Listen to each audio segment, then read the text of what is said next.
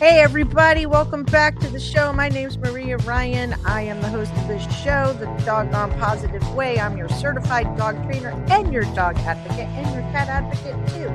And today we are talking about real basic stuff, but people reach out to me all the time. They're having a problem house training their dog, their puppy.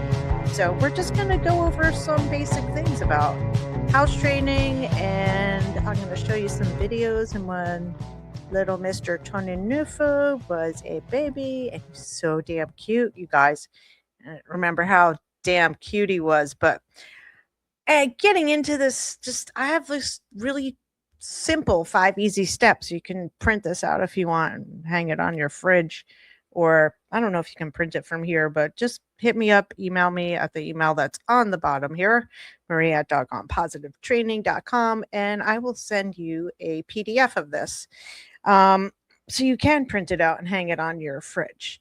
But essentially, really what we're talking about is a lot of prevention, and also by using a crate or and baby gates. I don't really care for the X pens, the exercise pens, because there's no top. So dogs will crawl out of that stuff. And they're really big and just it's too much space. Obviously, you want enough space for your puppy or adult dog to get up, stretch out, stand, turn around. It's just, it's the best thing to do for them. However, sometimes you have a large breed dog, like say you get a Great Dane puppy. So you're going to buy a huge crate because crates can be really expensive, especially for our large breed dogs. So some of them come with dividers in it, but if they don't, you can make a divider, get a piece of wood cut, like at Home Depot or Lowe's. They'll cut a piece of wood for you, and you can just put it towards the back of the crate and size it for the amount of space that your puppy needs. So you don't have to buy multiple crates as your puppy grows, and you're also preventing them from having a huge amount of space, because some puppies will go into the back of the crate and pee and poop, or just pee or poop, whatever. And then they come over to the front of the crate and they're still considering themselves clean because they're, a couple feet away from it. So we want them to remain really clean in their crate. We want that to be a safe place for them, not to use it for punishment or anything like that. But I have a list here of things that I think are absolutely critical that you purchase. Getting a crate. Get that crate before you get your puppy. You really need to do that. And also, when you buy a crate, I prefer actually the plastic crates because they're more secure and comfortable, and they also really hold up to storms a lot, airplanes, crashes. Literally, the Very Kennel, VARI, which I think they changed their name now, but there is documentation that they've had crates survive plane crashes. So that's good to know. And just in general, if you're transporting your pets in your vans or pickup trucks, not in the bed, hello, that's ridiculous. In the back of the car in a crate, that's cool too. And you want to have that security for them. But I digress. Anyway, so crate enrichment toys, because you want to use those toys in the crate. You want to make everything happy and positive in that crate. Other thing is to get some small treats that are just soft. You don't need big treats. If you get large treats, like say you get pepperoni or something, just cut it up into small pieces so that you can reinforce your puppy when they eliminate outside or anything else that they do. Also, you need that treat pouch so you're not have treats in your pockets, and you can stay kind of neater and that type of thing. Jingle bells, which are going to be coming up. I have a little video of that in here, so we're going to let that roll up too. I like leather leashes. I prefer the hand woven ones because they're more durable. The ones that have rivets in them and stitching, they break down very easily. I have a leash from a really long time ago, and that thing is still surviving, and it's hand woven. So, and you can get them, they're not crazy expensive. You can get them on Amazon or Probably Etsy too. No problem with that. Some of them are expensive, but just find one that suits your budget because there are less expensive ones out there.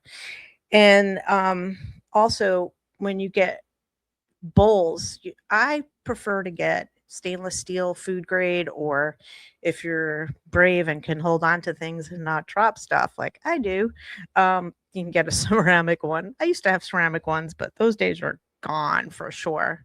And puppy food. Now, I prefer the home prepared or raw diet. Check out dogfoodadvisor.com. They are a rating website, and you can also sign up there and you will get alerts if there are any recalls for any dog food that's out there. And they review and rate, and they'll do a whole breakdown, also a nutritional breakdown, which is great because you want to see what the fat and protein is, especially when you're talking about a puppy. You want some good fat and good protein in there. Shouldn't be really low, as I've discussed before in the previous review about dog food.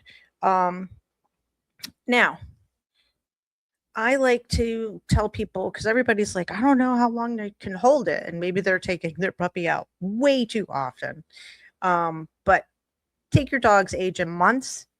So they're 2 months old. Add a 1 to that, say 3 hours, right? Pretty easy. Sometimes at night they will sleep longer. Sometimes they will sleep almost through the whole night. It depends on the dog. And but that's a good rule of thumb to use. So you're setting yourself up to be successful, and you're setting them up to be successful and not have accidents in the crate. Speaking of accidents, we'll just cover that real quick. If your puppy has an accident in the house, don't punish him or her. It's our fault. It's called an accident for a reason. So I want you guys to just take them right outside. If they're midstream, mid poop, whatever, just pick them up, go outside. Come on, hurry up, go outside, okay? Ring the bells, and you'll see that in the video that's coming up.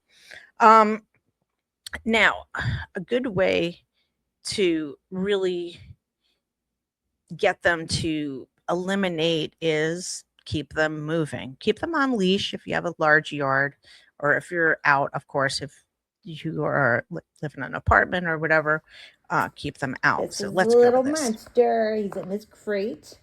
This is part of our routine, and I am going to let him out, and I just want to show you as successfully as I can with this situation how I let him out of here. And I hate those Chloe eyes, but so typically people let their dogs out of the crate and they're bouncing all over the place, and they do this, and sometimes the dog goes to paw at it, but guess what? He's not pawing at it, and I need to use my other hand.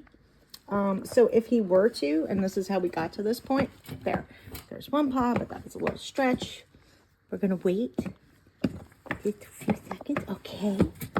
All right. He's so cute, you guys. He was so little. Guys. I'm gonna keep all this in just because he's adorable. You hear his tail tapping? I'm just gonna wait. Thumping. That's all. Usually puppies are pawing at it like crazy, and we let them out and reinforce that crazy behavior. But we don't want to do that. We just want to wait a little bit. That's all right. There you go. Good job. So I got these off of Amazon. All right. I just wanted to stop. I know it came up really fast. I have this all tied together in this video. However, so getting back to the whole movement thing and keeping them on leash, so you can control the area that you walk them in. And I kind of give people a range of, maybe like as long as a car, maybe a car and a half to walk back and forth, just back and forth. And that movement is going to cause movement, and that movement also during play is going to cause movement to happen. So when you're playing with them, they might have a little accident. They might pee all of a sudden, and they might be looking at you, and that doesn't mean they're like doing it on purpose. So don't anthropomorphize your dog. they're doing it because they're puppies. Their sphincter muscles aren't fully developed yet. And, you know, mid play, I always tell people to take them out before they have an accident in the house. And 9 times out of 10, if you do that and you take them out, they're going to pee outside, reinforce them with those soft treats that you have in your treat pouch, and come back in after a little bit and start playing again. Okay. That's really important. Here, we're going to go over the bells, and these bells, they're pretty cool. And you can listen to see what I'm talking about. So I got these off of Amazon. They're house training bells.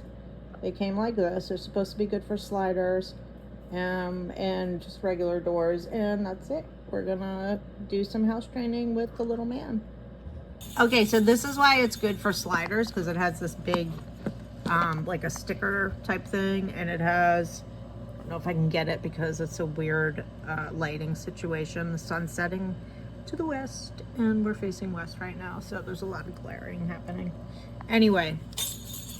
It's a clear like hook thing, and I'm going to show you. There is this that you put over here, and it hangs down like quite a bit. For You guys, joggy just give me a second. video. Get this Filming. There you go. So it's pretty easy. I could probably adjust it a little bit smaller, but I kind of suck at adjusting things like this and straps. I don't know. Let me know if you guys have the same problem. Anyway, so down here are the bells. That's a good height for him. So let's do this. Come here, puppy. Come on. Tony, come here. Here he goes. He's so damn cute. Okay, so this is Tony. And with crate training and just, you know, a lot of prevention with the crate and taking him out. He's supposedly 3 months old. I think he's a little bit younger. I think he's more like maybe 8-9 weeks. I've got to check his teeth again. But anyway, I digress. I don't want to digress. Keep doing that damn thing. Anyway, so here are the house training bells. We got them hung up here, stuck to the glass, which is amazing. And here we go. We're gonna bring them. Come on, buddy. You want to go out? Come on, let's go out. And it's through repetition. So you saw me just ringing the bells, and I didn't have any footage of it, but Tony, or any puppy, when they come up to the door to go out and you've rang the bells, you can pick up their paw or nuzzle, you know, just take their head gently and nuzzle the bell so that they learn that association. Hey, I'm ringing the bells, or when I hear the bells, that means I go out. Okay. This is just showing my friend walking him and treating him as he's going through the yard. All right, come back this way. Yeah, and keep walking this way and we'll go straight in. Come on, puppy. This was just teaching him how to walk on that harness. So cute. This is a common problem for puppy owners especially. You're walking them and they're chewing on leashes because they're teething like crazy. So what are you going to do? Here are your choices. You could play tug of war with them and get into a battle. I'll show you that in a second. Cute. Look at him. Or he just thought, I got the treats. Good boy, I got the treats. He's like, screw that. This is more reinforcing. There's nothing wrong with making yourself more reinforcing than what they're doing. I've heard that from a couple of people, dog trainers and that whole thing. Sorry about the hand in front of it, camera, but anyway, yeah. Like, why is that a problem for you to be more reinforcing? Don't you want to be, you know, able to get your dog to come back to you, get your dog to drop something, get your dog to, you know, come off of maybe chasing a squirrel or maybe fence fighting another dog. You know, there are a lot of options. Pizza has arrived. Yes, I dropped my treats on the ground. Yes, I do. I know some people are like, don't do that. I do it. This is reality, and we're based in reality here in our home and as a trainer and my clients, etc., etc. Unless you have very specific reasons why you wouldn't do that, I don't see it being a problem. All right. Say goodbye, Tony. Bye.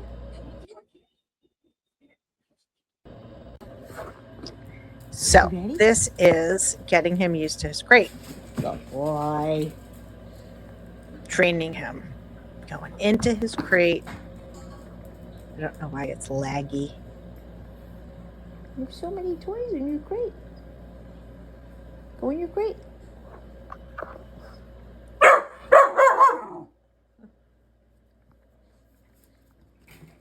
Boom, he goes in, reinforce him, everything good happening. Now I'm feeding him on these lick mats, which is great. You can smash food on it. This is when we very first got him, and we can only feed him really soft food. We're feeding him canned food. There he is again with the gate of the crate closed. And he's just getting reinforced for good stuff. And this is one of the times I gave him his blueberry. It's not his first blueberry. He's hilarious. I couldn't find it. But blueberries are really good for them. But if you notice in the back, I have a whole baby gate system happening. So he's out of the crate, but he's spending time with me. I can watch him. I work at the kitchen table. So he's always in my sight. If there happens to be any accidents, which there weren't, it was on tile, but I was right there with him. And the bells are right behind me. He's so cute.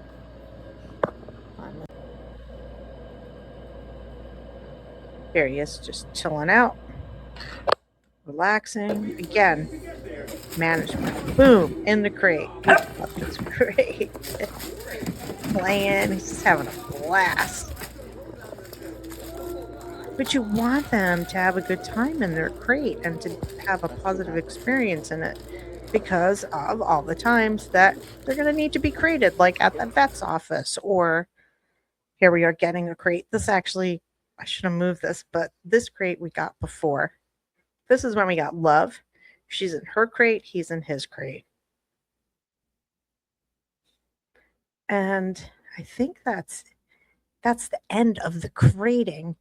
But it's really important for your dogs to be used to their crates, to eat in their crates, to have it be their happy little den, their escape, their just safe place to go. Like 4th of July is coming up in a couple weeks, and maybe you're going to have a party or something, and maybe they just need to be crated and kept safe and away from all the excitement.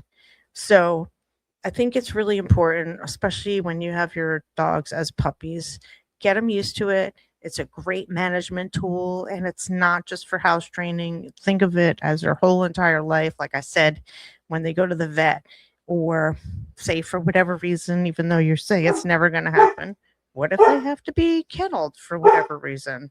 What if you have to travel last minute? What if you have to evacuate? They're going to need to be crated, even if you have to stay at somebody's house. Maybe they're not dog people. Maybe they have cats. I mean, there's all these different maybes and situations. So I want you guys to think about that, even though this is House Training 101. I want you to always think of the entire future of your pet. Okay? So again, always make it a happy place for them. It's super important to keep it positive. They deserve it. You deserve it. It also makes your life easier. And again, if you have any questions or just even comments, maybe you don't like crates. Maybe you can't crate your dog. What are you supposed to do then?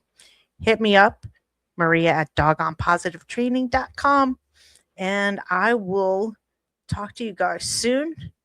Don't forget to suff Kong for your puppies. Don't forget to have an absolutely doggone positive day, and I will see you next week. Bye.